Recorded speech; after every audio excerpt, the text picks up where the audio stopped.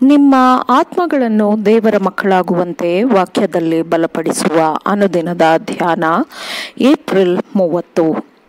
Ellen G white ರವರ sons and daughters of god ಎಂಬ ಪುಸ್ತಕದ 121ನೇ ಪುಟ. ಶೀರ್ಷಿಕೆ: ಪಾಪದ ಗುಲಾಮನ ಸ್ಥಿತಿಯಿಂದ ದೇವರ ರಾಜಕುಮಾರನ ಸ್ಥಿತಿಗೆ. ಈ ದಿನದ ಸತ್ಯವೇದದ ವಾಕ್ಯ: ಅವನು ಯಾಕೋಬನಿಗೆ, ಇನ್ನು ಮೇಲೆ ನೀನು ಯಾಕೋಬನೆನಿಸಿಕೊಳ್ಳುವುದಿಲ್ಲ, ದೇವರ ಸಂಗಡಲೂ ಮನುಷ್ಯರ ಸಂಗಡಲೂ ಹೋರಾಡಿ ಗೆದ್ದವನಾದ್ದರಿಂದ ನಿನಗೆ ಇಸ್ರಾಯೇಲೆಂದು ಹೆಸರುಂಟಾಗುವುದು ಎಂದು ಹೇಳಿದನು. ಆದಿಕಾಂಡ 32ನೇ ಅಧ್ಯಾಯ 28ನೇ ವಚನ.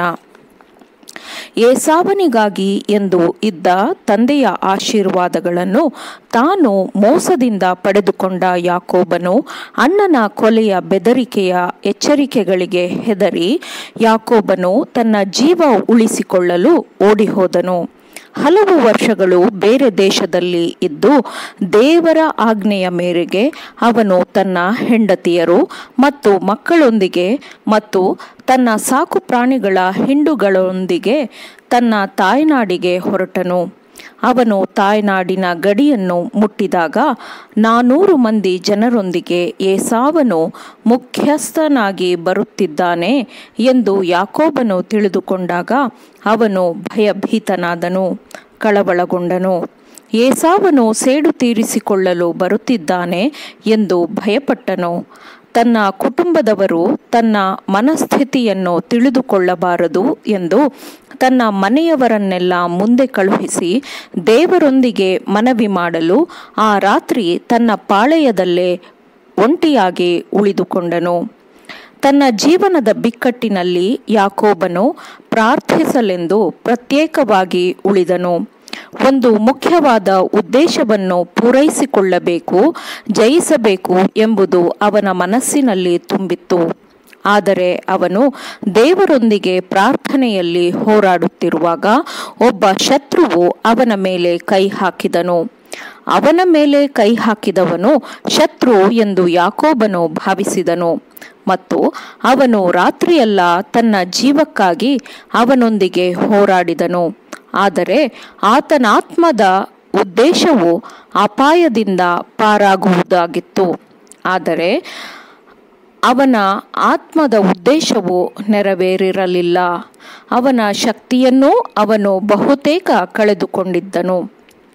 ಆಗ ದೇವದೂತನು ತನ್ನ ದೈವಿಕ ಶಕ್ತಿಯನ್ನು ಹೊರ ಹಾಕಿದನು ಮತ್ತು ದೇವದೂತನ ಆ ಸ್ಪರ್ಶದಿಂದ ಯಾಕೋಬನು ತಾನು ಯಾರೊಂದಿಗೆ ಹೋರಾಡುತ್ತಿರುವೆನು ಎಂದು ತಿಳಿದುಕೊಂಡನು.